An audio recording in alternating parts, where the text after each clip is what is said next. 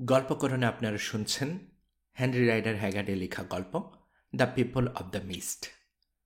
আজকে পঞ্চম পর্ব। গেল কয়েক মুহূর্ত অপেক্ষা করে আবার বলল পেরেইরা, বিক্রি হয়ে গেল। তাকালো লিওনার্দের দিকে। পিয়েরে, বন্ধু আমার, ব্যাপারটা চার্জের মাধ্যমে পাকা করে ফেলার আগে দামটা চুকিয়ে দাও, নগদে কারবার হবে, আগেই কিন্তু জানিয়েছি।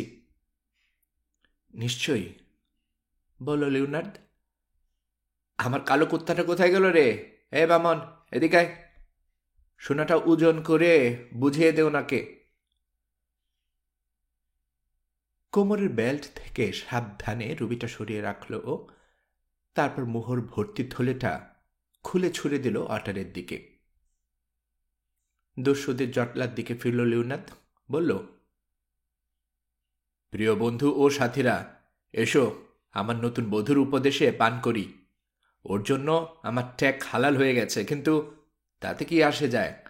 আমাদের পেশায় জীবনের দৈর্ঘ্য বড়ই কম, স্বাদ আহ্লাদ সব পূরণ করে নেয় ভালো, কি বলো? মদের গ্লাস উঁচু করে ধরল। আশা করি তোমরা সুখী হবে, সকৌতুকে বলে উঠল একজন। পেরেরার দেখা দেখি একসঙ্গে মদের গ্লাস আর বোতল উঁচু করে ধরল সবাই। ক্যাপ্টেন পিয়েরে এবং তার নতুন স্ত্রীর জন্য। মদ গেলার প্রতিযোগিতা শুরু হয়ে গেল পর মুহূর্তে। ইতিমধ্যে একটা নিক্তি নিয়ে আসা হয়েছে পেরেরার সামনে। থলে থেকে মোহর বের করে ওটাতে ঢালতে শুরু করলো অটার। দেখতে দেখতে ছোটখাটো একটা স্তূপ সৃষ্টি হলো, কিন্তু সব ঢালার পরও পুরোপুরি সমান হলো না পাল্লা। পাল্লা সমান হয়নি, বলে উঠল জেভিয়ার। বারান্দায় আবার ফিরে এসেছে সে। মেয়েটা আমার। বাস, বলল অটার নিচু গলায়। ওজন একটু কম পড়েছে। আপনার কাছে আর শোনা নেই? অবশ্যই, সাহস ধরে রেখে বলল লিওনার্দ। আপাতত এটা দিয়ে কাজ চালাও। হাতের আঙ্গুল থেকে পারিবারিক আংটিটা খুলে দিল ও। মুহূর্তের জন্য আবেগপ্রবণ হয়ে পড়ল। নিজের শেষ মূল্যবান সম্পদ ছিল ওটা, বংশের শেষ স্মারক। হাতছাড়া করতে মন চাইছে না, কিন্তু উপায় তো নেই। আংটি পাল্লাই দিতেই ওটা সমান হয়ে গেল। চমৎকার, বলে উঠল পেরেইরা। সোনা স্তূপটা দেখে খুশিতে হাত কচলাল। এই, কেউ একটু অ্যাসিড নিয়ে আয়, মোহরগুলো পরখ করে দেখি। কিছু মনে করো না পিয়েরে, দিনকাল বড়ই খারাপ, সততা বলে কোনো কিছুর অস্তিত্ব নেই। পিতলকে সোনা বলে চালাবার চেষ্টা করে লোকে। আমার কোনো আপত্তি নেই, কাঁধ ঝাঁকালো লিওনার্দ। যত খুশি পরীক্ষা করুন। কিছুক্ষণের মধ্যেই অ্যাসিড দিয়ে পরীক্ষা করা হলো মোহরগুলো। ফলাফল দেখে সন্তুষ্ট হলো পেরেরা। বলল, হ্যাঁ, খাঁটি জিনিসে দিয়েছ তুমি বন্ধু। এখন তাহলে বাকি কাজটা সেরে ফেলা যাক। ফাদার, শুরু করো। দুপা এগিয়ে এলো পাদ্রি ফ্রান্সিসকো, চেহারা ফ্যাকাশে, আতঙ্কিত। লোকটাকে দেখে কৌতূহল অনুভব করল লিওনার্দ। ভদ্রগুছের নিরীহ টাইপের মানুষ এই খুনে বদমাইশগুলোর সঙ্গে জুটেছে কি করে? ডম অন্তনিও, নরম গলায় বলল সে, আমি এর প্রতিবাদ করছি। দুর্ভাগ্যের জন্য আপনার সঙ্গে থাকতে হচ্ছে আমাকে, এমন সব পাপ প্রত্যক্ষ করতে হচ্ছে যা ভাষায় প্রকাশ করার যোগ্য নয়। কিন্তু আজ পর্যন্ত আপনাদের ওসব পাপের ভাগিদার হইনি আমি, আজও হব না। ইচ্ছের বিরুদ্ধে মেয়েটাকে বিয়ে পড়িয়ে নরকে যেতে পারবো না আমি। কি বললি হারামজাদা বেঈমান? প্রচণ্ড ক্রোধে চেঁচিয়ে উঠল পেরেইরা। তোর ভাইয়ের ভাগ্যবরণ করতে চাস? প্রাণের মায়া থাকে তো কথা বাড়াস নে, এক্ষুনি এই দুজনের বিয়ে দে, নইলে। কথাটা শেষ করল না সে।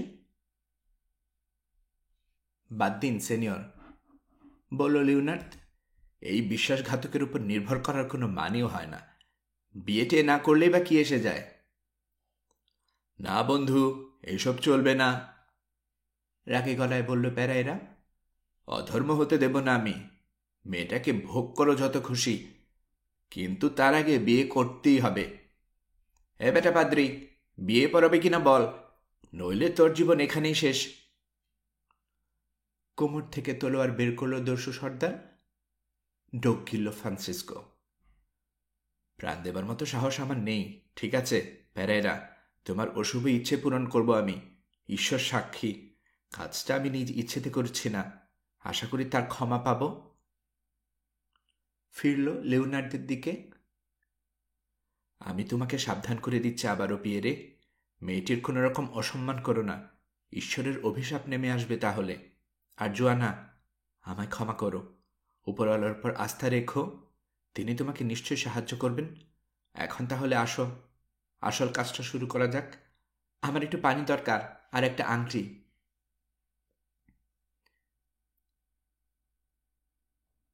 এটাই নাও। সোনার স্তূপের উপর থেকে লিওনার্দের পারিবারিক আংটিটা তুলে নিয়ে ছুঁড়ে দিল পেরেইরা। আমার তরফ থেকে এটা তোমার উপহার পিয়েরে। ধন্যবাদ সেনিয়র। গামলায় করে পানি আনা হলো, মন্ত্র পড়ে সেটাকে পবিত্র করে নিল পাদ্রি ফ্রান্সিসকো। তারপর লিওনার্দকে ইশারা করলো পাদ্রির পাশে এসে দাঁড়াতে। বারান্দা থেকে নামবার সময় জোয়ানার দিকে তাকালো লিওনার্দ। মেয়েটা একটা কথাও বলছে না, চেহারা শান্ত, কিন্তু চোখের তারায় ফুটে আছে ভয় আর আতঙ্ক। লিওনার্দ পাশে দাঁড়াতেই কয়েকবার মুঠো করে ডান হাত মুখের কাছে নিল ও শেষ মুহূর্তে আবারও মত পাল্টে নামিয়ে ফেলল। ওর টানাপোড়েন বুঝতে অসুবিধা হচ্ছে না লিওনার্দের, দ্বিধাটা কখন না জানি কাটিয়ে ওঠে সেটাই ভয়। উপায়ন্তর না দেখে চুমু খাবার ভঙ্গিতে মেয়েটার গালের কাছে মুখ নিয়ে গেল, কানে কানে ফিসফিস করে বলল, বোকামি করো না, আমি তোমাকে উদ্ধার করতে এসেছি। এটা স্রেফ একটা প্রহসন, এর কোনো মূল্য নেই কোথাও। স্রেফ তাল মিলিয়ে যাও আর মনে মনে তৈরি থাকো, আমি বললে যাতে স্লেভ ক্যাম্পের ড্রব্রিজটার দিকে দৌড় দিতে পারো, ঠিক আছে? কথাটা বুঝতে পেরে আস্তে আস্তে মাথা নোয়ালো জোয়ানা। কি ব্যাপার পিয়েরে? সন্দিহান গলায় বলল পেরেইরা। কানাকানি কিসের? সোজা হয়ে হাসল লিওনার্দ। আমার হবু স্ত্রীকে বলছিলাম ওকে কতটা সুন্দর লাগছে। ঝট করে ওর দিকে ফিরে রাগ আর ঘৃণা মেশানো একটা কপট অগ্নিদৃষ্টি হানল জোয়ানা। চমৎকার অভিনয়। শুরু হলো বিয়ে পড়ানো। পাদ্রি ফ্রান্সিসকোর গলার স্বর ভালো, ভারী। চাঁদের আলোয় তার কণ্ঠে আবৃত হতে থাকা বাইবেলের শ্লোক পরিবেশটাকে বদলে ফেলল। ঠাট্টা মশকরায় ব্যস্ত দস্যুরাও চুপ হয়ে গেল কয়েক মুহূর্তের জন্য, নীরবে শুনতে থাকল স্রষ্টার বাণী। নিয়মমাফিক সারা হলো সব আনুষ্ঠানিকতা।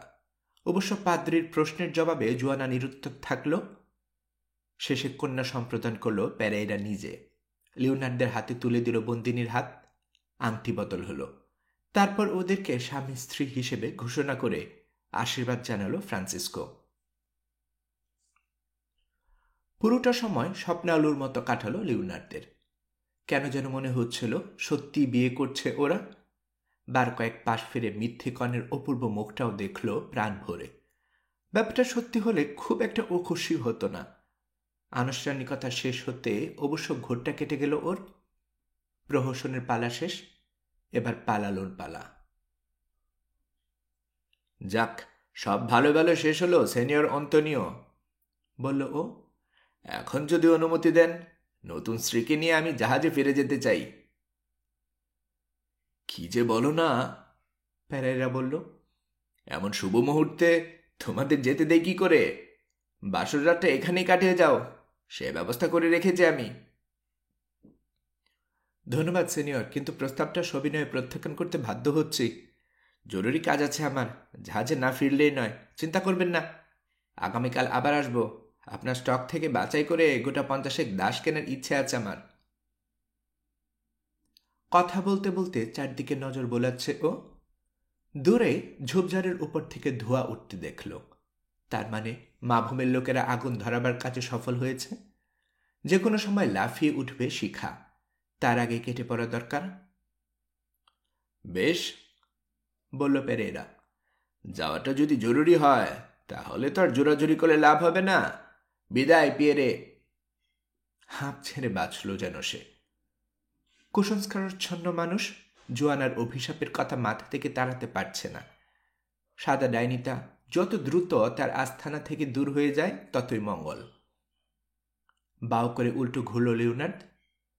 জোয়ানা আর ওটারকে নিয়ে হাঁটতে শুরু করল।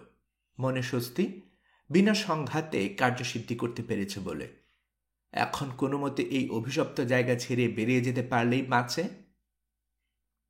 কিন্তু কপাল খারাপ ওর। কয়েক পা যেতেই হঠাৎ পথ রোধ করে দাঁড়ালো জোভিয়ার সর্দার। বলল, এত কষ্ট করলাম আমি, এই সুন্দরীর কাছ থেকে একটা চুমু তো পাওয়ানো হয়েছে নাকি? ছু মেরে জোয়ানাকে টেনে নিল সে। কোমর জড়িয়ে ধরে চুমু খেতে গেল। পারিপার্শ্বিকতার কথা ভুলে গেল লিওনার্দ। মুঠি পাকিয়ে প্রচণ্ড এক ঘুষি হানল লোকটার মুখে। ভয়ানক সে আঘাতে চিৎপাত হয়ে পড়ে গেল জেভিয়ার। নিজেকে মুক্ত করে লিওনার্দের পাশে এসে দাঁড়ালো জোয়ানা। জেভিয়ারও আঘাত সামলে উঠে দাঁড়ালো, দাঁত মুখ খিঁচিয়ে কোমরের খাপ থেকে বের করে আনলো তলোয়ার। হৈ হৈ করে উঠল দস্যুরা একটা লড়াই দেখার আশায়। তবে ডুয়েলে নামার ইচ্ছে নেই লিওনার্দের। এখানে দেরি করার মানেই ফাঁদে পড়া। আগুনের শিখা দেখা মাত্রই ওদেরকে আটক করবে পেরেরা। সঙ্গীদের বলল, দৌড়াও। তারপর ছুটতে শুরু করল। ব্যাটা কাপুরুষ, চেঁচালো জেভিয়ার। লড়াই না করে পালিয়ে যাচ্ছে, বন্ধুরা থামা ওদের। ব্যাস, মৌচাকে ঢিল পড়ল যেন। হল্লা করে পলাতকদের পেছনে ছুটতে শুরু করল দস্যুরা। ওদের নেতৃত্ব দিল জেভিয়ার। দৌড়াতে দৌড়াতে বন্দিশালার পরীক্ষার কাছাকাছি পৌঁছে গেল লিওনার্দ এবং তার সঙ্গীরা। ড্রব্রিজটা নড়ে উঠতে দেখল, ওটা নেমে যাচ্ছে। পেছনে ছুটে আসছে রক্তের নেশায় উন্মাদ দস্যু বাহিনী। দূরত্ব বেশি নয়, ব্রিজটা অতিক্রম করে আবার সেটা তুলে ফেলার সময় পাওয়া যাবে না। ওদেরকে ঠেকাতে হবে এখানেই। অটার, আমার সঙ্গে থাকো, বলল লিওনার্দ। তাকালো জোয়ানার দিকে। তুমি ব্রিজটা পেরিয়ে ওপারে চলে যাও, সোয়া আর তোমার খামারের লোকজন পাবে, যাও। মাথা ঝাঁকিয়ে দৌড়ে চলে গেল জোয়ানা। তলোয়ার বের করে হামলা ঠেকাতে তৈরি হলো লিওনার্দ আর অটার। কয়েক মুহূর্ত পরেই ওদের কাছে পৌঁছে গেল ধাওয়াকারীরা। তুমুল আক্রোশ নিয়ে লিওনার্দের উপর ঝাঁপিয়ে পড়ল জেভিয়ার। সরে গিয়ে লোকটার তলোয়ারের আঘাত এড়ালো লিওনার্দ। আবার আঘাত করল সৌদাগর। তলোয়ার উঠিয়ে আঘাতটা ঠেকালো ও। দস্যুরা সবাই দাঁড়িয়ে গেছে। অর্ধবৃত্তাকার একটা আকৃতির সার বেঁধে তামসা দেখতে শুরু করেছে তারা। সতর্ক ভঙ্গিতে তাদের দিকে তলোয়ার তাক করে রাখল অটার। দুপক্ষের মাঝখানে ফাঁকা জায়গায় লড়াই করে চলেছে লিওনার্দ আর জেভিয়ার। পাল্টা আঘাত হানছে না লিওনার্দ, শুধুই ঠেকিয়ে চলেছে আক্রমণ। একবার, দুইবার, তিনবার। চতুর্থবার প্রচণ্ড একটা কোপ মারল জেভিয়ার। তলোয়ারে ফুলকি উঠল। বিশ্রে একটা শব্দ করে ভেঙে গেল লিওনার্দের ফলাটা। থামবেন না বাস, চেঁচিয়ে উঠল ওটার। দুটো তলোয়ারে ভেঙে গেছে। চোখ তুলে তাকালো লিওনার্দ। অটারের কথাটাই ঠিক। ভাঙা তলোয়ার হাতে নিয়ে দাঁড়িয়ে আছে সৌদাগর। এক মুহূর্ত পরেই চেহারা বিকৃতি করে ফেলে দিল ওটা। পোশাকের আড়াল থেকে বের করে আনলো একটা ছুরি। ওর কাছে ছুরি নেই। কোমরে লোকানো রিভলভারটার কথা তৎক্ষণাৎ মনে পড়ল না। ভাঙ্গা তলোয়ার নিয়েই আক্রমণ করে বসল ও। দুই ষাঁড়ের মধ্যে যেন সংঘর্ষ ঘটল। তলোয়ারের হাতল দিয়ে জেভিয়ারের হাতে আঘাত করল লিওনার্দ। পরক্ষণে বুঝল ওটা দিয়ে কোনো কাজ হবে না, ফেলে দিল হাত থেকে। তবে আঘাতটাতে ক্ষণিকের জন্য অসাড় হয়ে গেছে সওদাগরের হাত। মুঠো থেকে খসে পড়ল ছুরিটা। লোকটার উপর বাঘের মতো ঝাঁপিয়ে পড়ল লিওনার্দ। দুজনে গড়াগড়ি খেতে থাকলো ধুলোয়, খালি হাতে ঝুঁকছে। দর্শকরা চেঁচিয়ে উঠল উল্লাসে। জেভিয়ার বিশাল দেহি, গায়ে প্রচণ্ড জোর। কয়েকবার চেষ্টা করল প্রতিপক্ষের বুকের উপর চেপে বসতে। তবে লিওনার্দো কম যায় না। খালি হাতে লড়াই শিখেছে ও ছেলেবেলায়। গত কয়েক বছরের পরিশ্রমী জীবনযাপনের ফলে পেশিগুলো পাথরের মতো শক্ত হয়ে গেছে। এক এক আঘাতে সওদাগরের নাক মুখ ফাটিয়ে দিচ্ছে। মাটিতে কিছুক্ষণ ধস্তাধস্তি করে আবার দুপায়ে খাড়া হলো দুই শত্রু। শুরু হলো ঘুষোঘুষি। রক্ষণাত্মক কৌশল নিল লিওনার্দ। প্রতিপক্ষের শক্তি কমে আসার অপেক্ষায় রয়েছে। যখনই বুঝল জেভিয়ারের দম ফুরিয়ে এসেছে, তখনই একটু নিচু হয়ে প্রচণ্ড আঘাত হানল লোকটার পাঁজরে। হুক করে দম বেরিয়ে গেল জেভিয়ারের। চোখে আধার দেখল। আঘাতটা সামলে নেবার আগেই তাকে একটা ল্যাং মারল লিওনার্দ। ধরাম করে মাটিতে আছড়ে পড়ল বিশালদেহী লোকটা। লাফ দিয়ে তার বুকের উপর চড়ে বসল লিওনার্দ। দুহাতে চেপে ধরল গলা, তবে তেমন সুবিধা করতে পারল না। শক্ত হাতে ওর কবজি চেপে ধরে বাঁধনটা সরিয়ে ফেলল জেভিয়ার। প্রমোদ গুনল লিওনার্দ। ব্যাটার শক্তি ফিরে পাচ্ছে, বেশিক্ষণ চেপে ধরে রাখা যাবে না। আশেপাশে তাকালো। 8 ফুট দূরে পড়ে আছে জেভিয়ারের ছুরিটা, হাতের নাগালের বাইরে। ওটার দিকে সওদাগরের চোখ পড়েছে। মুচড়ামুচড়ি করে এদিক ওদিক হাত বাড়াবার চেষ্টা করছে সে। একটাই উপায় আছে লোকটাকে ঠেকাবার, ছুরির কাছে আগে ওকে পৌঁছাতে হবে। সওদাগরের বুকের উপর থেকে লাফ দিল লিওনার্দ ছুরিটার উদ্দেশ্যে, কিন্তু সফল হল না। খপ করে ওর গোড়ালি চেপে ধরল সওদাগর, ফলে ধরাম করে মাটিতে মুখ থুবড়ে পড়ল লিওনার্দ। নাক মুখ ঠেকে গেল বিচ্ছিরি ভাবে। ব্যথায় গঙ্গিয়ে উঠল ও। সুযোগটা হাতছাড়া করল না জেভিয়ার। প্রতিপক্ষকে চিৎ করে চেপে বসল বুকের উপর। চেঁচালো, এই, কেউ একজন ছুরিটা আমার হাতে দে। অতি উৎসাহী কয়েকজন এগিয়ে এলো, কিন্তু থমকে গেল অটারের চিৎকারে। ভয়ঙ্কর ভঙ্গিতে হাতের তলোয়ার নাড়ছে বামন। খবরদার, কেউ নাক গলালে খুন করে ফেলব। চাঁদের আবছা আলোয় রীতিমতো একটা অপদেবতার মতো লাগছে ওকে। ভয় পেয়ে পিছিয়ে গেল অতি উৎসাহীরা। ব্যাপারটা লক্ষ্য করে ক্রুদ্ধ হুঙ্কার ছাড়ল জেভিয়ার। 2 হাতে চেপে ধরল শত্রুর গলা। দম আটকে গেল লিওনার্দের। মাথার ভেতর হাতুড়ির বাড়ি পড়ছে। চোখের সামনে নেমে আসছে একটা কালো পর্দা। শেষ চেষ্টা হিসেবে প্রচণ্ড একটা ঝটকা দিল ও। তাতে তাল হারিয়ে ফেলল জেভিয়ার। কাত হয়ে পড়ে গেল লিওনার্দের পাশে, কিন্তু হাল ছাড়েনি। গরান দিয়ে তার শরীরের উপর উঠে এলো লিওনার্দ। ছাড়ানোর ভঙ্গিতে টান দিয়ে উপরের দিকে উঠালো মাথা। তাতে সফল না হয়ে সজোরে কপাল নামিয়ে আনলো জেভিয়ারের নাকের উপর। ধ্যাঁচ করে নাক থেতলে গেল সওদাগরের। ব্যথায় চেঁচিয়ে উঠল সে। নিজের অজান্তেই ছেড়ে দিল লিওনার্দের গলা। হাত দিয়ে ঢাকতে গেল মুখ। তাকে সে সুযোগ দিল না লিওনার্দ। কপাল দিয়ে আবারও আঘাত করল জেভিয়ারের নাকের উপর। আবার চেঁচালো সওদাগর। লিওনার্দ এবার হাতে মুঠি পাকিয়ে সজোরে একটা ঘুষি মারল লোকটার কণ্ঠায়। ওই এক আঘাতেই লড়াইটা শেষ হয়ে গেল। ঘর ঘর শব্দ বেরোলো জেভিয়ারের গলা দিয়ে। শ্বাসনালী ভেঙে গেছে, দম নিতে পারছে না আর। লিওনার্দের শরীরের নিচে কয়েকবার খিঁচুনি দিল সে। তারপর হাত পা ছড়িয়ে স্থির হয়ে গেল। হাঁপাতে হাঁপাতে তার পাশে গড়িয়ে পড়ল লিওনার্দ। ছুটে এসে মনিবকে টেনে হিচড়ে দাঁড় করালো ওটার। উল্লসিত গলায় বলল, দারুণ দেখিয়েছেন বাস, চমৎকার লড়াই, অস্ত্র ছাড়াই হারিয়ে দিয়েছেন শত্রুকে।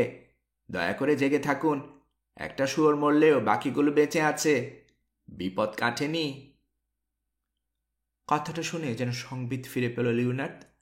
অটারের গায়ে ভর দিয়ে সিধে হয়ে দাঁড়ালো। তাকালো ভিড় করে থাকা দস্যুদের দিকে। চেঁচামেচি থেমে গেছে ওদের। লড়াইয়ের ফলাফল দেখে ভাষা হারিয়েছে ওরা। পেছন থেকে দৃষ্টি ফেরাতেই জোয়ানাকেও দেখতে পেল। ব্রিজ পেরোয়নি মেয়েটা দ্বিধান্বিত ভঙ্গিতে দাঁড়িয়ে আছে নিচু দেয়ালটার উপরে। বন্ধুরা, দস্যুদের দিকে ফিরে বলল লিওনার্দ, কাপুরুষ নই আমি, লড়েছি, লড়ে জিতেছি। এখন মেয়েটাকে নিয়ে চলে যেতে দাও আমাকে।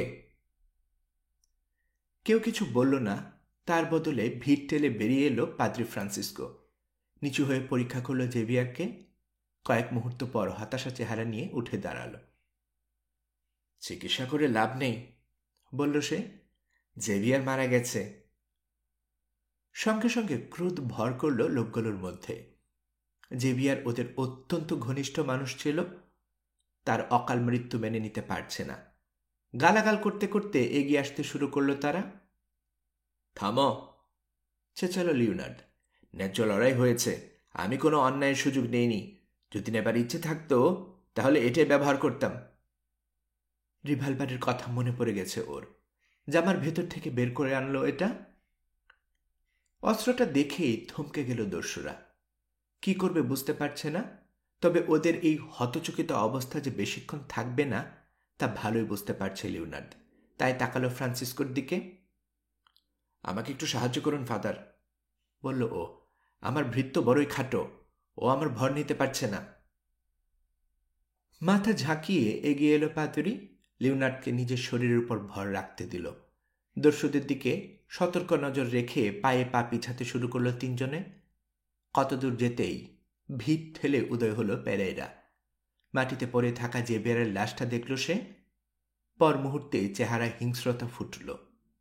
ওকে ধরো, হুঙ্কার দিয়ে উঠল হলুদ শয়তান।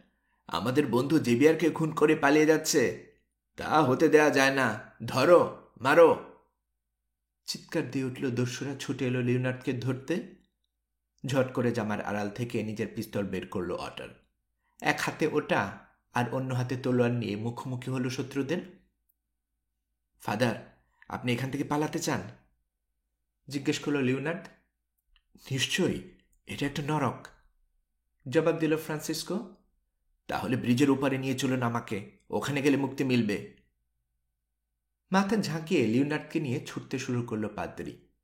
গুলি ছুটতে ছুটতে ওদেরকে অনুসরণ করলো অটার।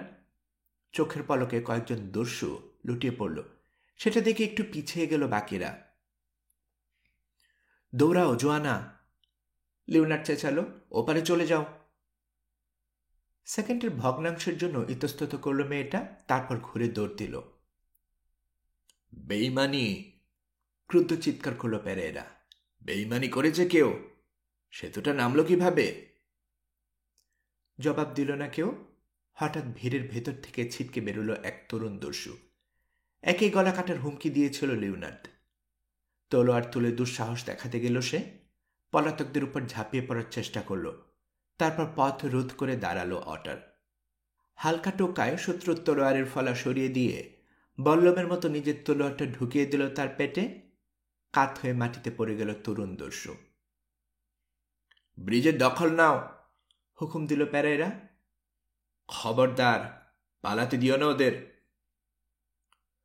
গার্ড হাউসের দিকে তাকিয়ে চেঁচিয়ে উঠল অটার। বুড়ি, ব্রিজটা তুলে ফেলো, আমার জন্য অপেক্ষা করো না। কথাটা শেষ করেই আবার হামলা ঠেকাতে ব্যস্ত হয়ে পড়ল ও। খোঁড়াতে খোঁড়াতে তখন ব্রিজে পৌঁছে গেছে লিওনার্দ আর ফ্রান্সিসকো। ওরা পুরোপুরি পার হবার আগেই নড়তে শুরু করলো কাঠের বিশাল কাঠামোটা। হুমড়ি খেয়ে পড়ল দুজনে। গড়াতে গড়াতে চলে গেল সেতুর অপর পাশে। কয়েক মুহূর্ত নিঃশ্বাস পড়ে থাকায় হঠাৎ সোজা হলো লিওনার্দ। আতঙ্কিত গলায় বলল, অটার, ও মারা পড়বে। লড়াই করতে করতে ততক্ষণে ব্রিজের গোড়ায় এসে গেছে বামন বৃত্ত। পিস্তলে শেষ গুলিটা খরচ করে শত্রুদের একজনকে খতম করলো ও। ওদেরকে বাধ্য করলো আবার পিছিয়ে যেতে। আচমকা সবাইকে অবাক করে দিয়ে লাফ দিল। উঠতে থাকা সেতুটার একটা ঝুলন্ত শেকল ধরে ফেলল। ড্র ব্রিজের পাশাপাশি উঠে যেতে শুরু করলো ও। হুঙ্কার ছেড়ে ওর দিকে ছুটে এলো দস্যুরা। নিচ থেকে লাফ দিয়ে ওর পা আঁকড়ে ধরতে চাইল, কিন্তু পারল না। একজন অবশ্য সফল হলো শেকলটা ধরে ফেলতে। সেটা বেয়ে অটারের কাছে উঠে আসার চেষ্টা করল। নির্দয় এক লাথি মেরে লোকটাকে পরীক্ষাতে ফেলে দিল বামন। দৌড়াতে দৌড়াতে পরীক্ষার কিনারায় এসে দাঁড়ালো পেরেইরা। পশুর মতো হিংস্র একটা চিৎকার করে উঠল। সেটার জবাবে খিক খিক করে হাসল অটার। বলল, হলুদ শয়তান, পিছনে ফিরে দেখো, আর একটা শয়তান হাজির হয়েছে তোমার আস্তানায়। রংটা তোমার চাইতেও হলুদ, স্বভাবে তোমার চাইতেও নিষ্ঠুর। দেখো ওর হাত থেকে বাঁচতে পারো কিনা। বিস্ময় নিয়ে উল্টো ঘুরল পেরেইরা। দেখা দেখি তার সাঙ্গরাও। আর ঠিক তখনই ভয়ানক এক গর্জন করে আস্তানার সীমানায় লাফিয়ে উঠল আগুনের লকলকে শিখা। বাতাসের তুরে এগিয়ে আসছে, সামনে যা পাচ্ছে তাই গ্রাস করে নিচ্ছে। সম্মোহিতের মতো ভয়ানক দৃশ্যটার দিকে তাকিয়ে থাকল দর্শকরা। বেইমানি, বেইমানি করেছে কেউ আমার সঙ্গে, চেঁচিয়ে উঠল পেরেইরা। নলখাগড়ায় আগুন ধরিয়ে দিয়েছে। গলা ছেড়ে হেসে উঠল শেকল ধরে ঝুলতে থাকা অটার। বেইমানি ভাবছ বুঝি? কেন, তোমার কয়েদিরা এ কাজ করতে পারে না? ওদের অনেকে এখন মুক্ত শয়তান। খোঁজ নিলে দেখতে পাবে ক্যাম্পের ফটকও তালা মারা। তোমরা কেউ আর বেরোতে পারবে না। আতঙ্ক ভর করল দস্যুদের মধ্যে। চুপ হয়ে গেল। তাই তো, এই সম্ভাবনাটা মাথায় খেলেনি তাদের। ভয়ার্ত দৃষ্টিতে চারপাশে তাকালো, তারপর আচমকা খেপে গেল। বেটে বদমাসটাকে খতম করে দাও, দখল নাও ব্রিজের। চেঁচিয়ে উঠল তারা। অনেকের জন্য সেটাই শেষ চিৎকারে পরিণত হলো, কারণ হইচই ছাপিয়ে পর মুহূর্তে শোনা গেল কামানের গর্জন। গার্ড হাউসের উপরে একটা আলোর ঝলকানি দেখা গেল, তার পিছু পিছু বিশাল এক গোলা এসে পড়ল জটলার মাঝে। কিছু বুঝে ওঠার আগেই মারা পড়ল বেশ কয়েকজন দস্যু। আহত নিহতদের আর্তনাদে ভারী হয়ে উঠল বাতাস। ছত্র ভঙ্গ হয়ে গেল জটলাটা। পরিমরি করে ছুটে পালালো অক্ষত দস্যুরা। শেকল বেয়ে ব্রিজের উপর উঠে গেল অটার। তারপর লাফ দিয়ে নামল পরীক্ষার অপর পারে। ফ্রান্সিসকোকে সাহায্য করল লিওনার্ডদের ভর নিতে। জলদি, বলল লিওনার্ড। গার্ড হাউসের ছাদে চলো, কামানটার কাছে। জোয়ানা দাঁড়িয়ে আছে গার্ড হাউসের সামনে। ওকে নিয়ে ভেতরে ঢুকলো ওরা। সিঁড়ি বেয়ে উঠে গেল ছাদে।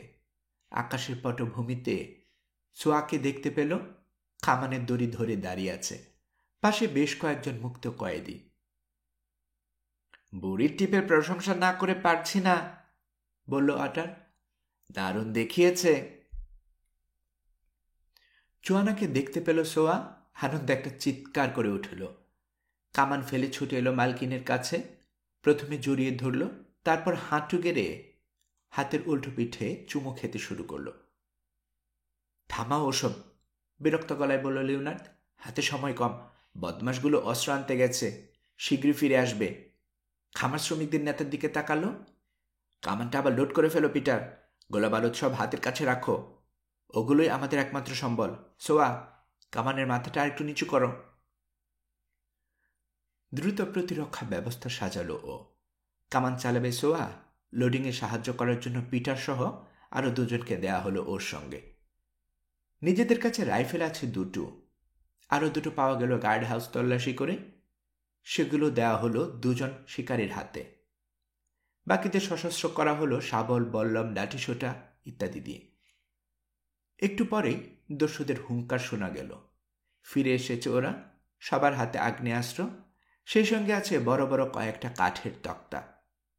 ওগুলোকে ফেলে পরীক্ষা পার হবার মতলব এটেছে। কামান নাও সবাই, চেঁচালো লিওনার্ড। ওরা গুলি করবে। কথাটা শেষ হতে না হতেই বৃষ্টির মতো ছুটে এলো তপ্ত সীসা। গার্ড হাউসের ছাদ লক্ষ্য করে মাটির বস্তা সাজিয়ে ব্যারিকেড বানানো আছে কামানের পাশে। তার পিছনে ডাইভ দিয়ে পড়ল সবাই। কয়েকজন অবশ্য সময় মতো সরল না। তাদের একজন গুলি খেয়ে লুটিয়ে পড়ল। আরো দুজন হলো গুরুতর আহত। একই দশা জোয়ানারও হতে চলছিল। লিওনার্ড টান দিয়ে ওকে এনে ফেলল ব্যারিকেডের আড়ালে। এসবের ব্যতিক্রম সোয়া আর পিটার। কামানের পাশে অবিচল দাঁড়িয়ে আছে ওরা, যেন প্রশিক্ষিত আর্টিলার সৈনিক। কয়েকটা গুলি কানের পাশ দিয়ে চলে গেল প্রৌঢ়াদাসীর। একটা গুলি পিটারের হাতার ঝুল ফুটো করে বেরিয়ে গেল, কিন্তু চোখের পাতাও কাঁপল না ওদের। ব্যারিকেডের উপর দিয়ে উঁকে ঝুঁকে মারছিল অটার। বলল, ব্যাটারা পাগল হয়ে গেছে, ব্যাস দেখুন না, একদম খোলা ময়দান ধরে আসছে। তাকালো লিওনার্ড। অটারের কথাই ঠিক। রাগে উন্মাদ হয়ে গেছে দস্যুরা। স্বাভাবিক বিচার বুদ্ধি আর কাজ করছে না। পরীক্ষার পরে নিচু দেয়ালটা আড়াল নিয়ে এগুলো বুদ্ধিমানের কাজ করত, কিন্তু তা না করে আসছে খোলা জায়গাটা দিয়ে। তাড়াতাড়ি লক্ষ্যের কাছে পৌঁছাতে চায়। ছড়িয়ে ছিটিয়ে এগোচ্ছে না, সেটাও সম্ভব নয়। কাঠের ভারী তক্তাগুলো বইবার জন্য ছোট ছোট জটলা করে এগোতে হচ্ছে ওদের। সুযোগটা হাতছাড়া করতে চাইল না লিওনার্ড। সোয়ার দিকে তাকিয়ে আস্তে আস্তে মাথা নোয়ালো। সঙ্গে সঙ্গে কামানের দড়ি ধরে টান দিল প্রৌঢ়াদাসী। কান ফাটানো আওয়াজ আর চোখ ধাঁধানো আলো নিয়ে ছুটে গেল দ্বিতীয় গোলাটা। একটা জটলার মাঝখানে গিয়ে পড়ল। আবার সোয়া, আবার, চেঁচিয়ে নির্দেশ দিল লিওনার্ড। তার অবশ্য প্রয়োজন ছিল না। ব্যারেল খালি হতেই নতুন গোলা ভরার ব্যস্ত হয়ে পড়ল পিটার আর তার দুই সহকারী। চোখের পলকে হয়ে গেল লোডিং। আবার ফায়ার করল সোয়া। আরেকটা জটলার মাঝখানে আঘাত করল ওটা। আগুনের ফুল ঝুরির সঙ্গে মানব দেহ ছিটকালো চারপাশে। কোনোটা আস্ত, কোনোটা আবার খণ্ড বিখণ্ড অবস্থায়। মরণ আর্তনাদ আর কোঁকানি গঙ্গানিতে ভরে গেল চারপাশ। সাহস উবে গেল অবশিষ্ট দস্যুদের। তক্তা তক্তা ফেলে চেঁচামেচি করতে করতে ছুটে পালিয়ে গেল তারা। লোড করো, লোড করো! উত্তেজনায় লাফিয়ে উঠল অটন। এবার ওরা গেট ভেঙে পালিয়ে যাবার চেষ্টা করবে। যদি বেরোতে পারে আস্তানা থেকে, তাহলে বাইরে গিয়ে আমাদের জন্য ফাঁদ পাতবে। কথাটা সত্যতা প্রমাণ করার জন্যই যেন মূল ক্যাম্পাসটার দিক থেকে বেরিয়ে এলো একদল দস্যু। ছুটে গেল আস্তানার ফটকের দিকে। কপাল খারাপ তাদের, ওটা তালাবদ্ধ।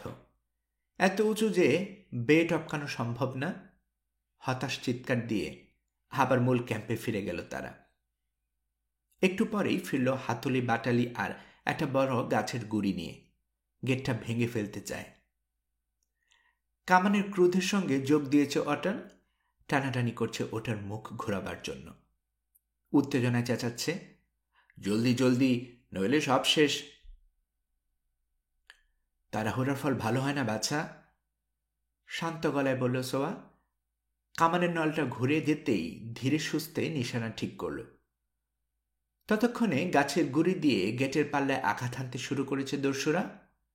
প্রথম কয়েকটা আঘাতে অনড় রইল ভারী তক্তা, কিন্তু এরপর বাড়ি পড়তেই মরমর করে উঠল। হুল্লোড় করে উঠল দস্যুরা। নতুন উদ্যমে আঘাত হেনে চলল ওরা। খানিক পরে প্রবল শব্দে আলগা হয়ে গেল নিচের দিকের কবজা। তবে এখনো দাঁড়িয়েছে পাল্লা দুটো উপরের কবজায় ভর করে। আর কয়েকটা আঘাত দিতে পারলে হার মানবে। সে সুযোগ আর ওদেরকে দিল না সোয়া। নিশানা ঠিক হয়ে যেতেই ফায়ার করল। অপূর্ব তাক!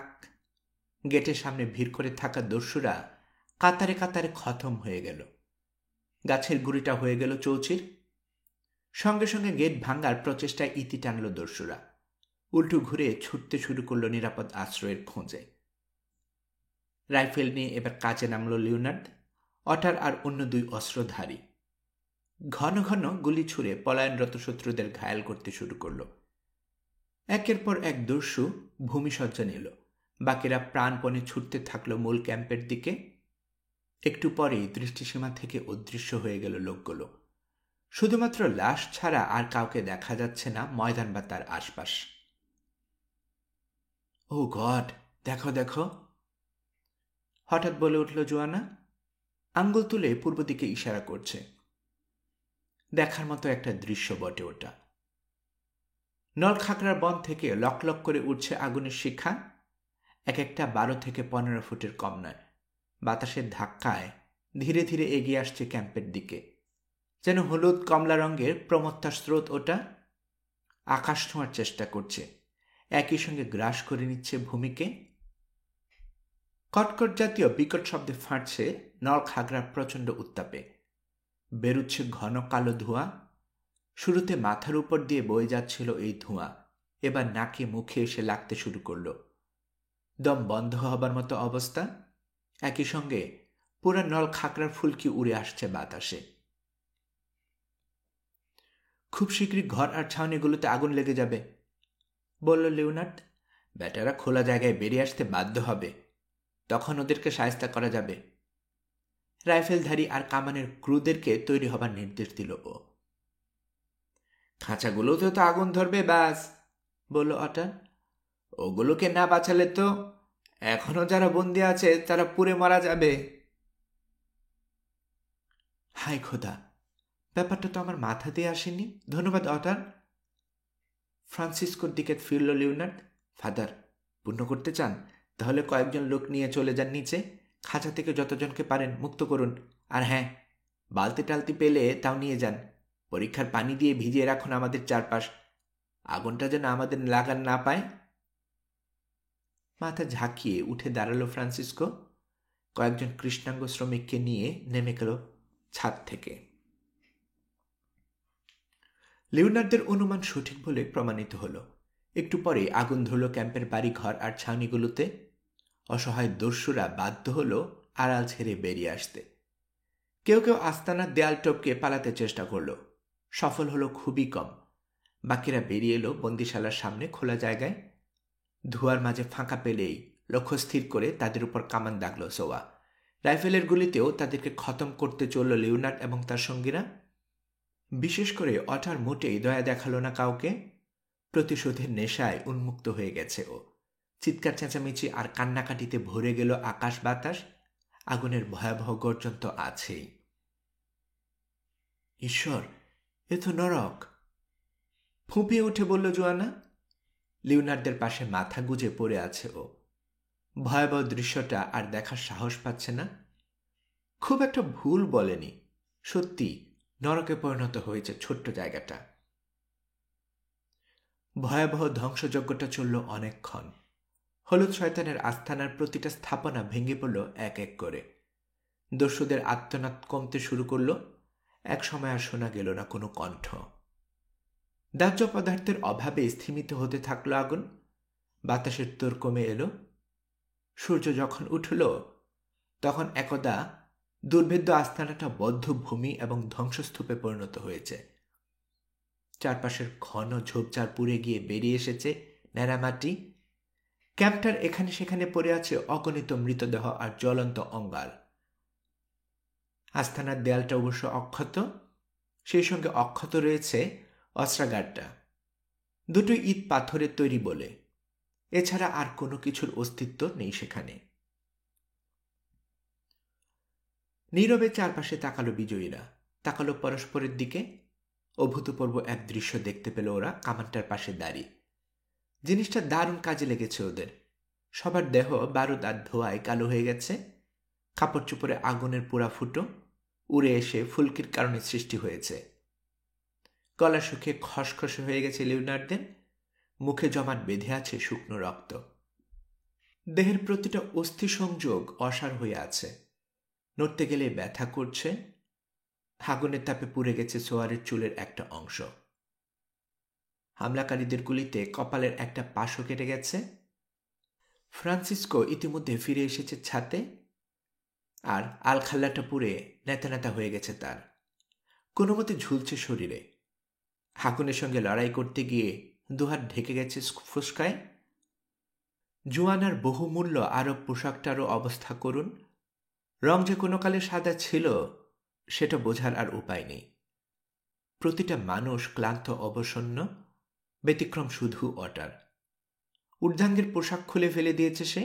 ঘামে চকচক করতে থাকা পেশিবহুল দেহটা নিয়ে এসে দাঁড়ালো মনিবের সামনে, সম্পূর্ণ সতেজ।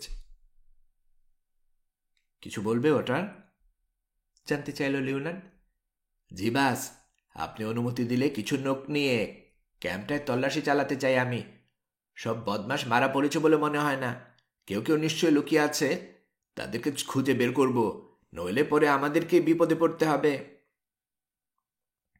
ঠিক আছে, যাও, খালি হাতে যেও না। সবাইকে অস্ত্র দাও, সাবধানে তল্লাশি করো। মাথা ঝাঁকিয়ে চলে গেল অটার। মিনিট দশেকের মধ্যেই একটা তল্লাশি দল সাজিয়ে বেরিয়ে পড়ল। সবাইকে নিয়ে ছাদ থেকে নেমে এলো লিওনার্ড। পরীক্ষার পানি দিয়ে যতদূর সম্ভব শরীর ধুয়ে নিল, পাতকৃত সারল। গার্ড হাউসে প্রহরীদের জন্য রাখা রেশন পাওয়া গেল, সেটা দিয়ে ক্ষুধা নিবারণ করল ওরা। খাওয়া দাওয়া শেষ হতেই ফিরে এলো অটার, অক্ষত অবস্থায়। সঙ্গে কাল রাতে আগুন দিয়ে যাওয়া 5 জনের মধ্যে 2 জন আছে। সবাই গন্তব্যে পৌঁছাতে পারেনি। মাংসপেশির খিঁচুনি উঠায় একজন ডুবে মরেছে। একজনকে টেনে নিয়ে গেছে কুমির, আরেকজন জলার ভেতরে চোরা কাদায় আটকা পড়ে মারা গেছে।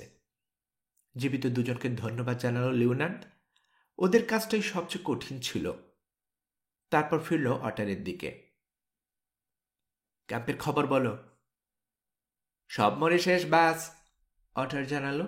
অল্প কিছু বদমাশ হয়তো পালাতে পেরেছে, তবে ওদেরকে নিয়ে ভাবনার কিছু দেখছি না। এই জলা বড়ই ভয়ঙ্কর, 2 দিনও টিকবে না এরা। আর হ্যাঁ, একটা সুসংবাদও আছে।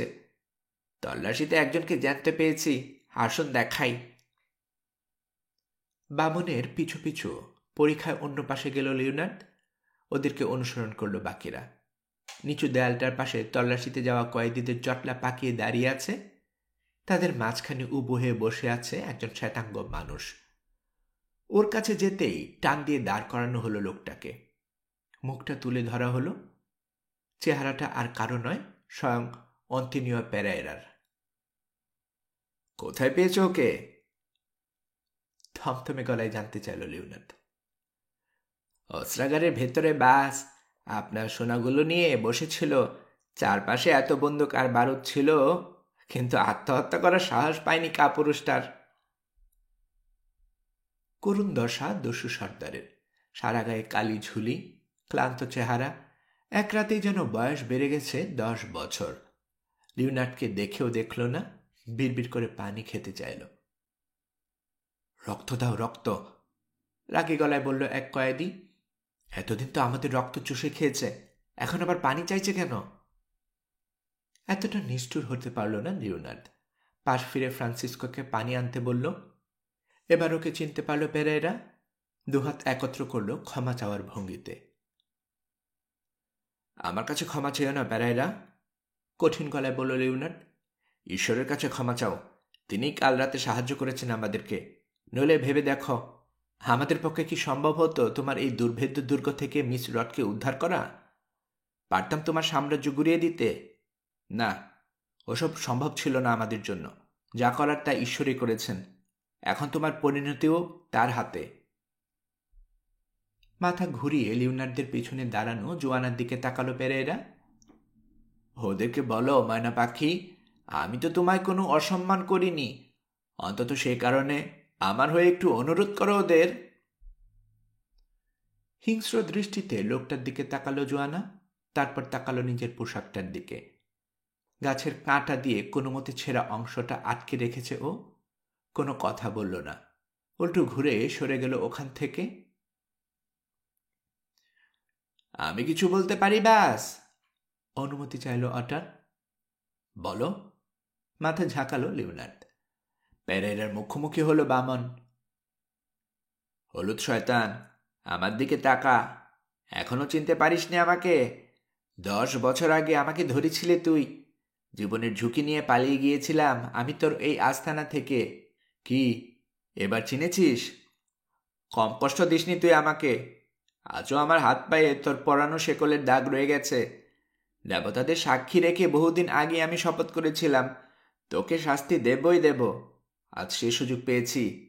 কিসের ক্ষমা? চারদিকে তাকিয়ে দেখ, কারো চোখে কোনো ক্ষমা দেখতে পাচ্ছিস? পাবি কি করে? আমাদের চোখের সামনে আমাদের বাপ মা ভাই বোনকে খুন করেছিস তুই। ছোট বাচ্চাদেরকেও রেহাই দিসনি। মানুষ ভাবিসনি আমাদেরকে, ভেবেছিস পণ্য। যাকে মনে করেছিস বেচতে পারবি না, তাকে পাঠিয়ে দিয়েছিস জমের দুয়ারে। কি ভেবেছিলে কোনোদিন এর শাস্তি পেতে হবে না তোকে? ভুল করেছিস, মহা ভুল। এর প্রায়শ্চিত্ত এখন করতে হবে তোকে। আমার মনিব মাফ করলেও আমরা মাফ করব না তোকে। শাস্তি দেব, কঠিন শাস্তি।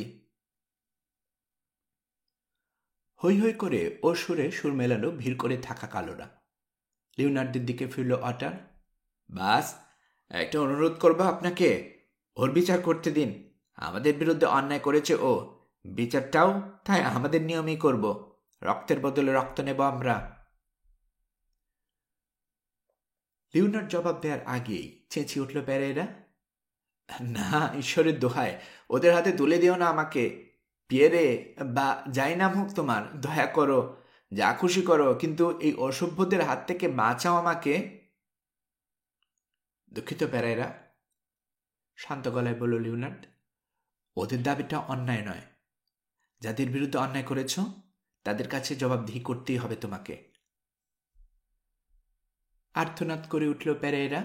বিজয়ের ভঙ্গিতে অটার আর তার কলার চেপে ধরতেই আচমকা চোখ উল্টে ফেলল। বামনের বাঁধনের ভিতর নিথর হয়ে গেল সে। আতঙ্কে হার্ট অ্যাটাক করেছে, মারা গেছে সঙ্গে সঙ্গে। চেহারা বিকৃত হয়ে গেল অটারের, যেন মস্ত একটা প্রতারণা করা হয়েছে ওর সঙ্গে। প্রতিশোধের তৃপ্তি থেকে ওকে বঞ্চিত করেছেন ওপরওয়ালা। মাথা নাড়ল ও।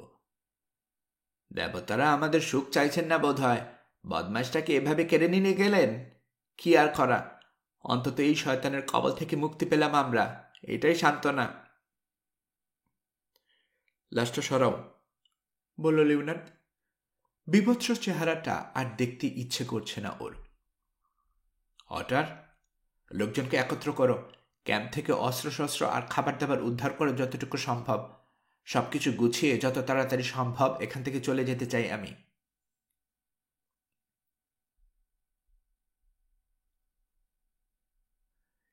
যেখানে নৌকাগুলো লুকিয়ে রেখে গিয়েছিল লিওনার্ড আর অটার, তার পাশে খোলা জায়গাটাতে ক্যাম্প করলো ওরা বিকেলবেলায়।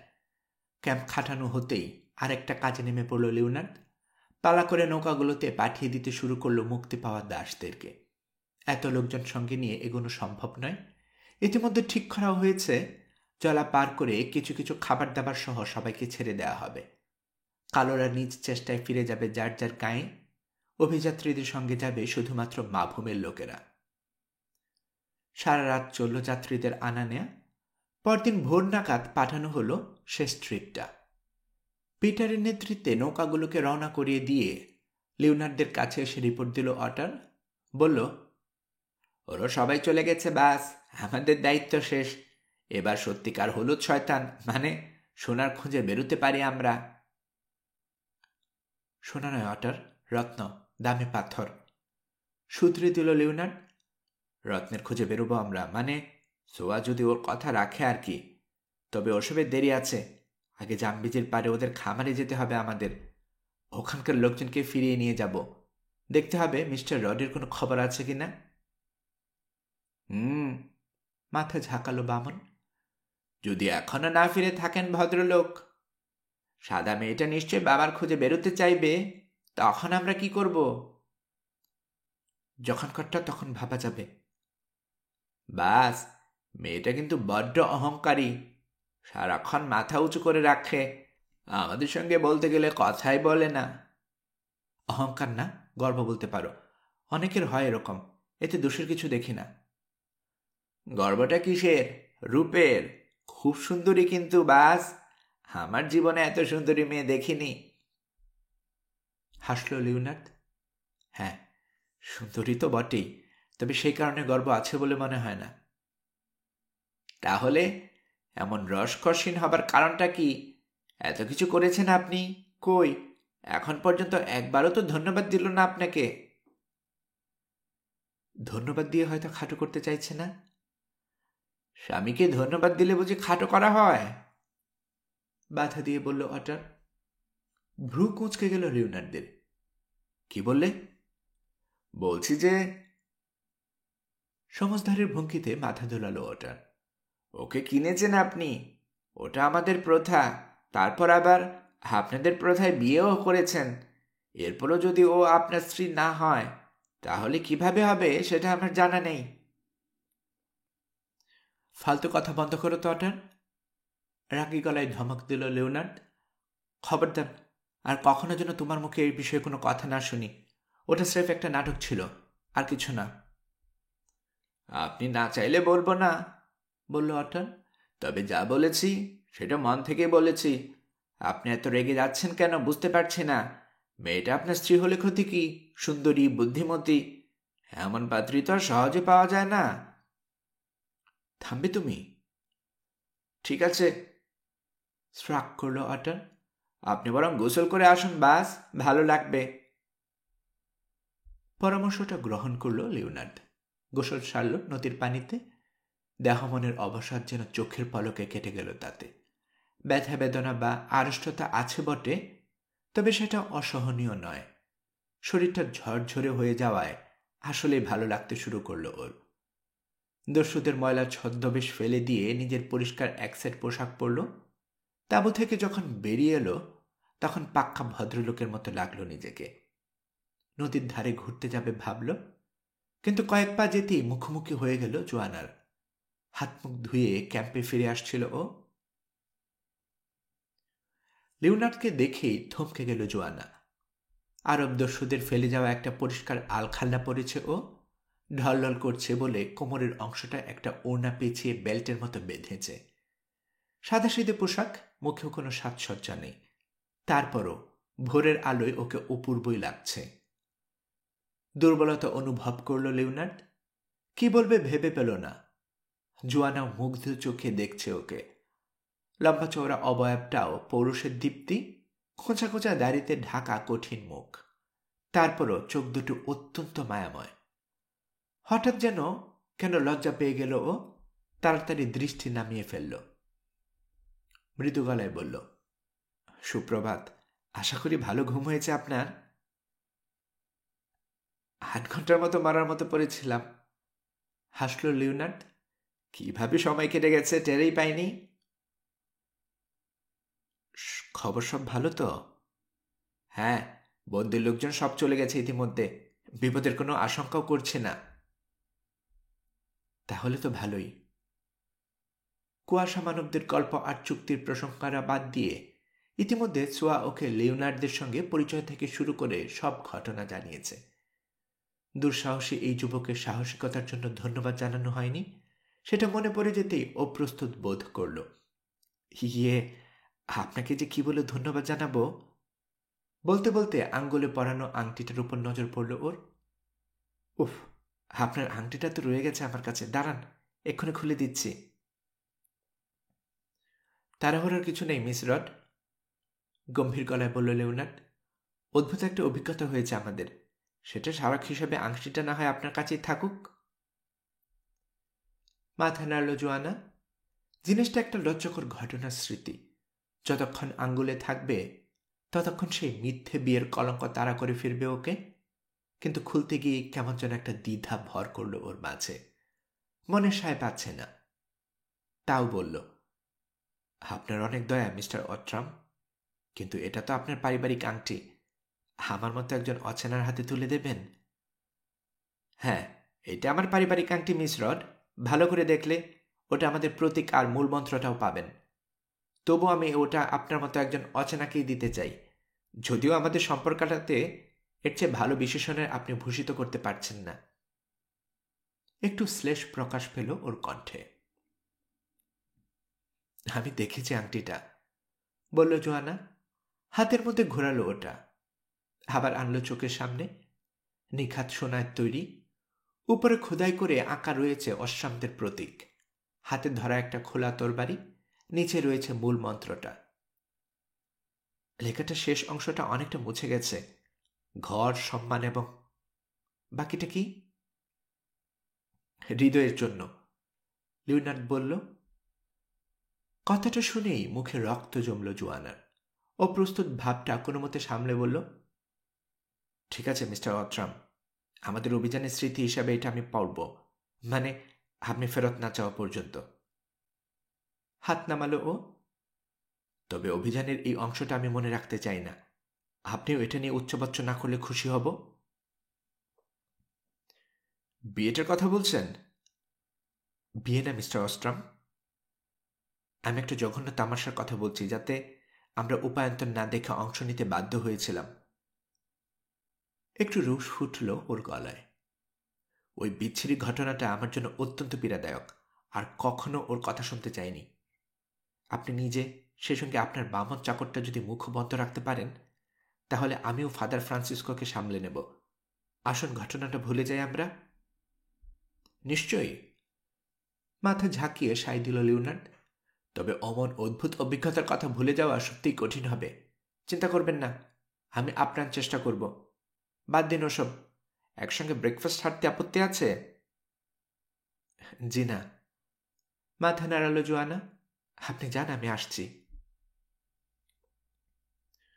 উদ্ধারকর্তাকে পাশ কাটিয়ে চলে গেল ও।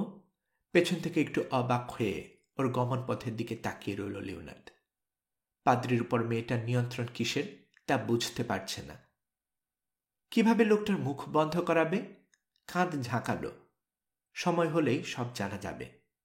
একটা ব্যাপার অবশ্য ঠিক, অনিন্দ সুন্দরী জোয়ানা রডের প্রতি আকর্ষণ বোধ করছে ও। শুধু সৌন্দর্য নয়, মেয়েটার ভেতর এক ধরনের আভিজাত্য এবং দৃঢ়তা আছে, যা সচরাচর চোখে পড়ে না। আফ্রিকার এই অন্ধকার কোণে বড় হবার পরও একজন সম্ভ্রান্ত নারীর গুণাবলী ঠিকই অর্জন করেছে। ব্যাপারটা কম বিস্ময়কর নয়। ক্যাম্পের মাঝখানে অগ্নিকুণ্ড জেলে তার চারপাশে ব্রেকফাস্ট ছাড়ার ব্যবস্থা করা হয়েছে। সেখানে খানিক পরে পৌঁছে জোয়ানা আর ফ্রান্সিসকোকে নিচু গলায় কথা বলতে দেখল লিওনার্ড। অন্তরঙ্গ আলাপ চলছে। নিজের অজান্তেই ঈর্ষান্বিত হয়ে উঠল, জোয়ানার সঙ্গে পাদ্রিটা এত মাখামাখি কিসের? গলা খাকারি দিয়ে আলোচনাটাতে বিরতি ঘটাল ও। তারপর কাঠখোট্টাভাবে বলল, ফাদার ফ্রান্সিসকো, আপনি এখন আমাদের ক্যাম্পে কি করছেন জানতে পারি? এখানে শুধু মিস রডের লোকজনের থাকার কথা, বাকিদের তো নৌকায় করে পাঠিয়ে দিয়েছি। আপনি যাননি কেন? আমার উপস্থিতি পছন্দ হচ্ছে না? করুণ গলায় জিজ্ঞেস করল ফ্রান্সিসকো। জি না, রুড়ো গলায় বলল লিওনার্দ। মানছি আপনি আমাদের পক্ষে কাজ করেছেন, কিন্তু ছিলেন তো শুরুতে পেরেরার দলে। পিঠ বাঁচানোর জন্য যে দল পাল্টাননি সেটা বুঝব কি করে? আপনার সন্দেহটা অমূলক, কিন্তু অন্যায় নয়, বলল ফ্রান্সিসকো। কিন্তু দয়া করে ব্যাপারটা আমাকে ব্যাখ্যা করতে দিন। পেরেরার দলে আমি নিজের ইচ্ছাতে যোগ দিইনি, দিতে বাধ্য হয়েছিলাম আমার ভাইয়ের কারণে।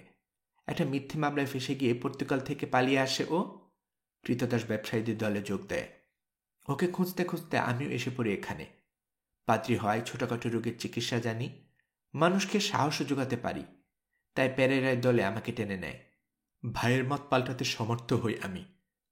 তারপর দুজনে পালিয়ে যাবার চেষ্টা করি, কিন্তু পেরেরা আমাদেরকে ধরে ফেলে।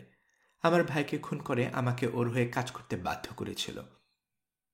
আমি ওদের দীক্ষা দিয়েছি, মিস্টার অস্ট্রাম, চিকিৎসা করেছি, কিন্তু বিশ্বাস করুন, একটা মন্দ কাজেও সাহায্য করিনি। এখন একটু দয়া করুন, আমার আসলে যাবার কোনো জায়গাও নেই। অনুমতি দিলে আমি আপনাদের সঙ্গেই থাকতে চাই। লোকটার কথা শুনে একটু মায়া হলো লিওনার্দের, তাই নরম গলায় বলল, ঠিক আছে, থাকতে পারেন আপনি, কিন্তু আপনার উপর আমার চোখ থাকবে ফাদার। যদি বিশ্বাসঘাতকতার সামান্যতম আভাসও পাই, তাহলে খুব খারাপ পরিণতি হবে আপনার। এভাবে বলার প্রয়োজন নেই মিস্টার অস্ট্রাম। ফ্রান্সিসকোর পক্ষ নিল জোয়ানা। ফাদারের উপর আমার সম্পূর্ণ আস্থা আছে। বন্দি অবস্থায় ওর সাহায্য না পেলে আমার পক্ষে টিকে থাকা খুবই কঠিন হয়ে যেত। বেশ, আপনার আস্থা থাকলে আমি আর কিছু বলতে চাই না, লিওনার্দ বলল। ওকে আমার চেয়ে ভালো মতো চেনার সুযোগ পেয়েছেন আপনি। ঈশ্বর দংশন আবার অনুভব করল ও। পাত্রীর হয়ে তরফদারি করছে মেয়েটা। ও নিজে কি কম করেছে জোয়ানাকে উদ্ধার করতে? কই, সেটা নিয়ে কিছু বলছে না কেন? যাই হোক, প্রসঙ্গটা এরপর চাপা পড়ে গেল। নীরবে নাস্তা সারল সবাই। কয়েকটা নৌকা রেখে দেওয়া হয়েছিল ওদের জন্য। খাওয়া দাওয়ার পর ক্যাম্প গুটিয়ে সেগুলোতে চড়ে রওনা হয়ে গেল ওরা। মাভমের খামার কর্মী আর অভিযাত্রীরা সহ প্রায় ৬০ জন মানুষ জলার আঁকাবাঁকা পথ ধরে ফিরতি যাত্রা শুরু করল। সন্ধে নাগাদ ছোট্ট দ্বীপটা পেরোল ওরা, যেখানে দস্যুদের প্রথম দলটাকে আটকে রেখে গিয়েছিল। তবে ওখানে কারো সারা শব্দ পাওয়া গেল না। বদমাশগুলো পালিয়েছে নাকি নদীতে নেমে কুমিরের পেটে গেছে কে জানে। ১ ঘন্টা পর নদীর পাশের একটা ফাঁকা জায়গাতে আবারও ক্যাম্প করা হলো। আগুন জেলে রান্না করা হলো রাতের খাবার। খেতে খেতে বন্দি দশার ভয়াবহ অভিজ্ঞতা সহযাত্রীদেরকে শোনালো জোয়ানা। জানালো কিভাবে হলুদ শয়তানের আস্তানায় যাবার পথে সবার চোখ এড়িয়ে বাইবেলের একটা করে ছেঁড়া পাতা গেঁথে দিয়ে গেছে নল খাগড়ার গায়ে, যাতে পরে ওর বাবা ওকে উদ্ধার করতে এলে পথ চিনতে পারে। সব মিলিয়ে পুরো ব্যাপারটা একটা দুঃস্বপ্ন, কাহিনীর উপসংহারে পড়ল ও। বিশেষ করে যেভাবে একটা বিয়ের নাটক দিয়ে ওটা শেষ হলো, তাতে ব্যাপারটা ভুলে যেতে পারলেই খুশি হব। এতক্ষণ চুপ করে গল্প শুনছিল ফ্রান্সিসকো। জোয়ানার কথা শেষ হতেই মুখ খুলল, বলল, কিছু মনে করবেন না সেনিয়রা, তবে আপনাকে জানিয়ে দেয়া কর্তব্য মনে করছি। যেটাকে আপনি নাটক বলে আখ্যা দিচ্ছেন, সেটা মানে বিয়েটা কিন্তু মোটেই মিথ্যে ছিল না। আমি পরিচালনা করেছি ওটা, তাই নির্দ্বিধায় বলতে পারি ধর্মমতে বিয়ে করা হয়েছে সব। ঈশ্বরের চোখে এখন আপনি আর মিস্টার অস্ট্রাম স্বামী স্ত্রী থাকবেন মৃত্যুর দিনটি পর্যন্ত, যদি না স্বয়ং পোপ বিয়েটার কার্যকারিতা প্রত্যাহার করেন। একমাত্র তারই হাতে রয়েছে পবিত্র এ বন্ধন ছিন্ন করার ক্ষমতা। অর্বাচীনের মতো কথা বলবেন না তো ফাদার, ক্রুদ্ধ গলায় বলল লিওনার্দ। ধর্মমতে হয়েছে মানে? আমি প্রটেস্ট্যান্ট আর মিস রড হচ্ছেন ক্যাথলিক। ধর্ম তো ভিন্ন আমাদের। তাছাড়া বিয়েতে কারো সম্মতিও ছিল না, স্রেফ পালানোর পরিকল্পনা সফল করার জন্য অভিনয় করেছি আমরা। কোন পরিস্থিতিতে আপনারা বিবাহ বন্ধনে আবদ্ধ হয়েছেন সেটা দেখা চার্জের দায়িত্ব নয়, শান্ত গলায় বলল ফ্রান্সিসকো। বিয়ে যে করেছেন সেটাই বড় কথা, ধর্মের পার্থক্যটাও বড় কোনো বিষয় নয়। বিনা প্রতিবাদে ক্যাথলিক নিয়মে একজন স্বীকৃত পাদ্রীর সামনে অনুষ্ঠানটা সম্পন্ন করা হয়েছে। আইনের চোখে, ধর্মের চোখে এখন আপনারা বিবাহিত। এই সত্য পাল্টানো যাবে না। লাফ দিয়ে উঠে দাঁড়ালো জোয়ানা, রাগে চোখ জ্বলছে। এসব কথাবার্তা শুনতে বাধ্য নই আমি। খবরদার ফাদার ফ্রান্সিসকো, আর কখনো এ নিয়ে আপনার মুখ থেকে কিছু শুনতে চাই না। তাহলে আপনার সঙ্গে আর কথাই বলবো না আমি। বিয়েটা শুরু হবার আগে মিস্টার অস্ট্রাম আমার কানে কানে বলেছিল ব্যাপারটা মিথ্যে, আমি যেন তাল দিয়ে যাই। আমি সরল মনে সেটা বিশ্বাস করেছি, অভিনয় করেছি। তখন যদি আমাকে আসল ব্যাপারটা ব্যাখ্যা করা হতো, তাহলে কিছুতে রাজি হতাম না। আমার কাছে বিষ ছিল, ওটা গলায় ঢেলে দিতাম। এখন আপনি কি শোনাচ্ছেন এসব? তাহলে কি আপনারা আমার সঙ্গে প্রতারণার আশ্রয় নিয়েছেন, আমাকে ধোঁকা দিয়েছেন? শান্ত হন সেনিয়রা, বলল ফ্রান্সিসকো। উত্তেজিত হবেন না। মিস্টার অস্ট্রাম আর আমি যা করেছি সেটা স্রেফ পরিস্থিতির কারণে। লিওনার্দো মুখ খুলতে বাধ্য হল। বলল, শুনুন মিস রড, ফাদারের কথা আমিও মানতে পারছি না। তারপরও বলতে বাধ্য হচ্ছি, যদি কথাটা সত্যিই হয়, সেটা আপনার চেয়ে আমার জন্য কম কষ্টকর নয়। কিসের ধোঁকা? আপনার কি ধারণা মাত্র 5 মিনিটের পরিচয়ে আপনাকে বিয়ে করতে উতলা হয়ে পড়েছিলাম আমি? নিশ্চিতে থাকুন, বিয়ে শাদীর মতলবে আপনাকে আমি উদ্ধার করিনি। এর পিছনে আরও বড় একটা কারণ আছে। কি সেই কারণ? সরসে জানতে চাইল জোয়ানা। বলছি, শুরুতেই জানিয়ে দেই, নিজেকে আমি মহৎ বলে দাবি করি না। নিতান্তই এক দরিদ্র অভিযাত্রী আমি। আফ্রিকাতে এসেছি বড়লোক হতে। তাই আপনার এই দাসী। সোয়াকে দেখালো লিওনার্দ। যখন এসে তার মালকিনকে উদ্ধারের জন্য অনুরোধ করল, তার বিনিময়ে ধনরত্নের এক বিরাট ভাণ্ডার আমার হাতে তুলে দেবে বলে কথা দিল, তখন আর চুপ করে বসে থাকতে পারি না। আপনাকে আমি জীবনের ঝুঁকি নিয়ে উদ্ধার করেছি ধনরত্নের আশায়, বিয়ে করার আশায় নয়, বুঝলেন? কিসের কথা বলছেন? আমি তো কিছুই বুঝতে পারছি না। ভ্রু কোচকালো জোয়ানা। আমার সঙ্গে চুক্তি হয়েছে সোয়ার, এটা পড়ে দেখলেই সব বুঝতে পারবেন। ব্যাগ থেকে প্রার্থনার বইটা বের করে দিল লিওনার্দ। পাতা উল্টালো জোয়ানা। প্রথম পৃষ্ঠাতেই লেখা, প্রিয়তম লিওনার্দকে, জেনবিজ। ওটা দেখে মুহূর্তের জন্য অন্যমনস্ক হয়ে গেল জোয়ানা। জেনবিজকে লিওনার্দকে প্রিয়তমা বলছে কেন? নিজের অজান্তেই ঈর্ষা ভর করল ওর ভেতর। পাতা উল্টান, বলল লিওনার্দ। চুক্তিটা উল্টে পাশে। উল্টালো জোয়ানা। লণ্ঠনের আলোয় গভীর মনোযোগ দিয়ে পড়ল ওটা। তারপর তাকালো নিজের দাসীর দিকে। সোয়া, এদিকে এসো, বলল ও। আমাকে বলো, কুয়াশা মানবদের দেশ আর রত্ন পাথরের এসব আজগুবি গল্পের মানেটা কি? মালকিন, এসব আজগুবি গল্প নয়।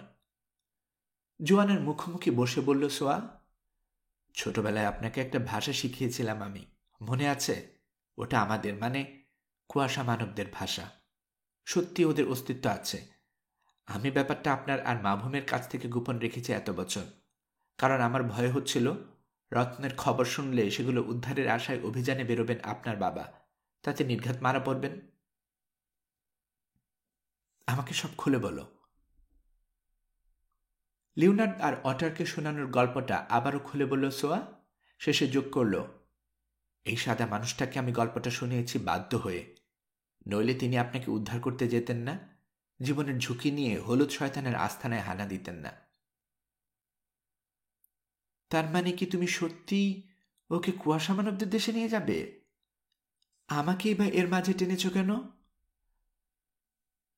আপনি ছাড়া ওখানে গিয়ে রত্ন উদ্ধারে সফল হওয়া সম্ভব নয় মালকিন। তবে এতে কোনো বাধ্যবাধকতা নেই আপনার। আরেকজন আপনার হয়ে কি কথা দিয়েছে না দিয়েছে তাতে কি আসে যায়? এখন আপনি মুক্ত। কোথায় যাবেন না যাবেন সেটা আপনার ব্যাপার। চুক্তিটা নিয়ে ও তো আর আদালতে যেতে পারবে না। ওখানে এই জিনিস টিকবে না। যদি চান, এই যুবককে তার প্রতিদান ছাড়াই বিদায় করে দিতে পারেন। এক হিসেবে সেটা ওর জন্য মঙ্গলই হবে। কুয়াশা মানবদের রত্নের লোভে ও হয়তো মারা পড়বে, সে সম্ভাবনাই বেশি। আপনি ওকে বাঁচিয়ে দিতে পারেন। মনটা তিক্ততায় ভরে গেল লিওনার্দের। কি বলছে এইসব প্রৌঢ়া দাসী? সত্যি সত্যি ধোকা দেবে নাকি? ওটারও খেপে গেছে। হারামজাদির কথা শুনেছেন ব্যাস, ইচ্ছে করছে ঘাটটা ধরে মটকে দেই। কিছু বলল না লিওনার্দ, এক দৃষ্টে তাকিয়ে রইল জোয়ানার দিকে। দেখা যাক মেয়েটা কি সিদ্ধান্ত নেয়। কয়েক মিনিট মাথা নিচু করে চিন্তা করল জোয়ানা, তারপর তাকালো উদ্ধারকর্তার দিকে। বলল, আপনি আমার স্বপ্ন ভেঙে দিয়েছেন মিস্টার অস্ট্রাম। আপনাকে আমি রূপকথা রাজপুত্র মনে করেছিলাম, ভেবেছিলাম নিজের জীবন বিপন্ন করে নিঃস্বার্থভাবে আমাকে উদ্ধার করে এনেছেন। এখন দেখছি ধারণাটা সম্পূর্ণ ভুল। অসহায় একটা মেয়েকে সাহায্য করার পেছনে স্রেফ বৈষয়িক লোভ কাজ করেছে আপনার মধ্যে, আর কিছু নয়। খুব কষ্ট পেয়েছি আমি, তবে তার মানে এই নয় যে আপনার স্বপ্ন ভেঙে দেব আমি। প্রতিশ্রুতি ভঙ্গ করার শিক্ষা পাইনি আমি, হোক সেটা আমার হয়ে অন্য কেউ দিয়েছে। উদ্দেশ্য যাই থাকুক, আমাকে উদ্ধার করার জন্য কষ্ট তো করেছেন আপনি, সেটা প্রতিদান না দিলে নিজের চোখে দোষী হয়ে থাকব। বেশ, আমি আপনাকে সাহায্য করব মিস্টার অস্ট্রাম। আপনি যেভাবে ঝুঁকি নিয়েছেন আমি সেভাবে ঝুঁকি নেব। আপনার ঋণ শোধ করে আমি দায়মুক্ত হতে চাই, যাতে আর কোনো দিন আপনার মতো একটা মানুষ কোনো ধরনের দাবি নিয়ে আমার সামনে এসে দাঁড়াতে না পারে। ব্যাপারটা আপনি এভাবে নিয়েছেন জেনে কষ্ট পেলাম, শুকনো গলায় বলল লিওনার্দ। টাকার প্রয়োজন আমার ঠিকই, কিন্তু তার মানে এই নয় যে মানুষের অসহায়ত্বের সুযোগ নেই। সোয়া নিজ থেকে এই ধনরত্নের কথা বলেছে। বিশ্বাস না হলে জিজ্ঞেস করে দেখুন। সত্যি বলতে কি, ওই চুক্তি না হলেও আমি আপনাকে উদ্ধার করতে যেতাম। দুঃখের বিষয়, সেটা প্রমাণের কোনো উপায় নেই এখন আর। কথাটা জোয়ানার উপর কতটুকু প্রভাব ফেলল বোঝা গেল না। উঠে দাঁড়ালো ও দাসীকে ডেকে তুলল। সোয়া, এসো, তাবুতে চলো, তোমার সঙ্গে অনেক কথা আছে আমার। খুব বাজে একটা পরিস্থিতিতে আমাকে ফেলে দিয়েছো তুমি, এর জন্য কখনো তোমাকে ক্ষমা করব না। চলো এখন, আমাকে খুলে বলো কুয়াশা মানবদের ওই গুপ্ত ধন তুমি কিভাবে উদ্ধার করবে বলে ঠিক করেছ।